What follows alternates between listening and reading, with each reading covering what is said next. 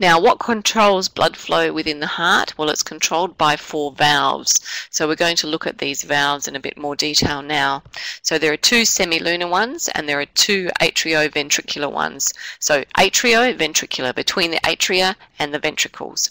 The other 2 semilunar ones are involved in being attached to blood vessels that are directly taking blood out of the heart.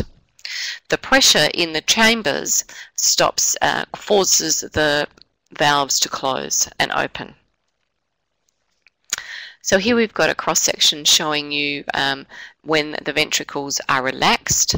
So the left and right ventricles are relaxed, and the AV valves, the atrioventricular valves on the left and right sides of the heart are open.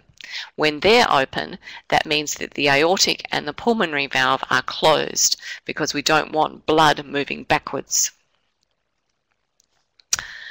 The way they close is because we've got piliary muscles and these tight strings called the chordae tennae.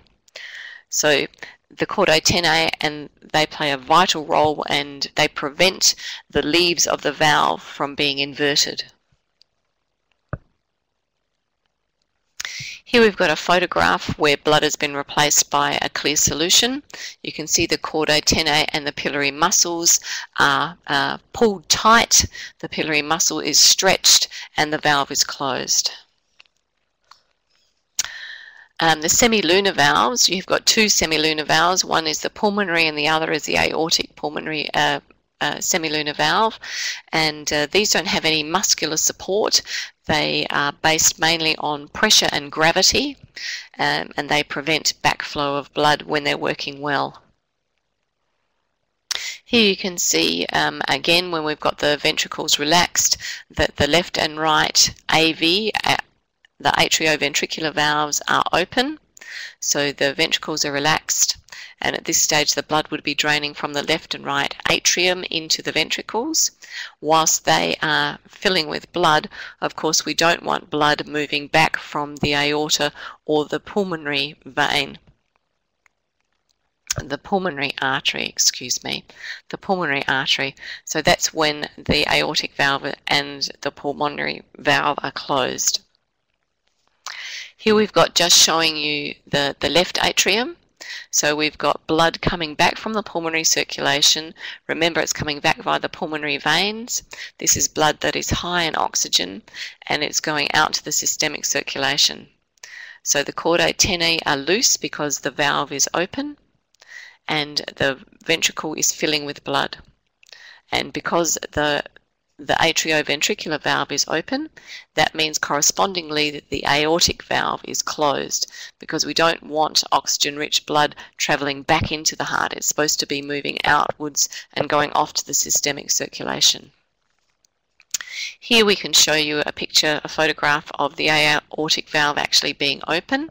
So this is when the heart is contracting, and you can see here that the left and right AV valves, the atrioventricular valves, are now closed, and whilst they're closed, that means that the aortic and the pulmonary valve must be open. So the ventricles are contracting and forcing blood out of the ventricles off to, the red one is going off to the systemic circulation, the aortic valve, and the pulmonary valve is pushing blood off to the pulmonary circuit to be reoxygenated. Part of your health assessment, you will be listening to heart sounds. You're getting an introduction to heart sounds, so we just want you to become familiar with S1 and S2.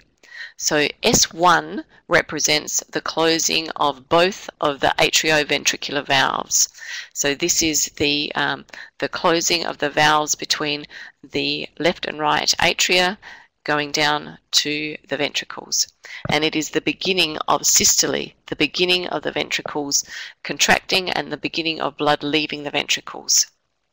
The next sound that you'll hear is called a sharp dub, also known as S2, and it's the closure of both of the semilunar valves, and it's representing the beginning of diastole.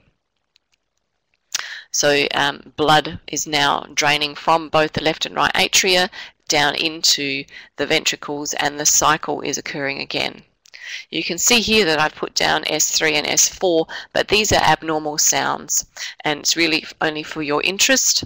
That cardiac auscultation, listening with a stethoscope to cardiac sounds, requires a large amount of training and practice. So what we'll be wanting you to do is just become familiar with S1 and S2.